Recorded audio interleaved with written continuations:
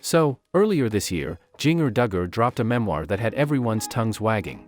She laid it all out there, sharing bits and pieces about her beliefs, her upbringing, and yes, the controversial Duggar dynasty.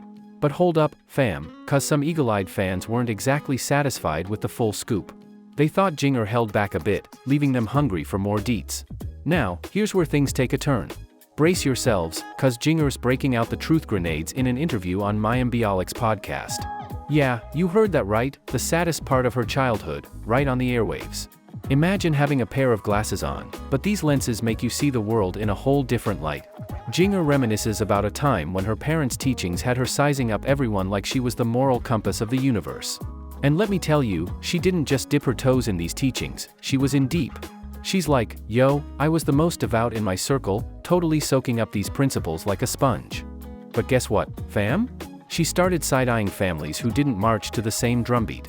If their kids dared to rebel, she was all, well, clearly they missed the memo on these principles, right? But, my peeps, here's where the plot thickens. Looking back, Jinger's having a major facepalm moment about that holier-than-thou attitude she rocked in her early teens. She's straight up regretting feeling like she had it all figured out, from her future life plans to how she'd raise her own kiddos. She ain't pulling no punches either, admitting she'd judge people in her heart for sending their kids to Christian schools or just wearing clothes that didn't jive with her beliefs. Oh, and hold on to your seats, cause here comes the bombshell. Sending your kids to a Christian school, according to the Duggar playbook, was apparently sinful. Yeah, you heard me right, fam. Papa Duggar was on this wild crusade, believing that if you didn't homeschool your offspring, they were practically dooming them to brainwash central. But here's the twist, Jinger's giving Pop some credit where credit's due. She's like, look, guys, Jim Bob may have some wacky ideas, but he wasn't all bad. Apparently, her parents thought their kids were their hobby, not exactly the usual hobby, but hey, whatever floats their boat. They'd pour love and time into their little tribe, taking them on adventures and house hunting escapades. And yes, that's right, real estate was like their weekend playdate.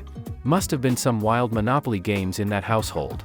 But, fam, wait for it, underneath all that family fun, Jinger was wrestling with her own demons.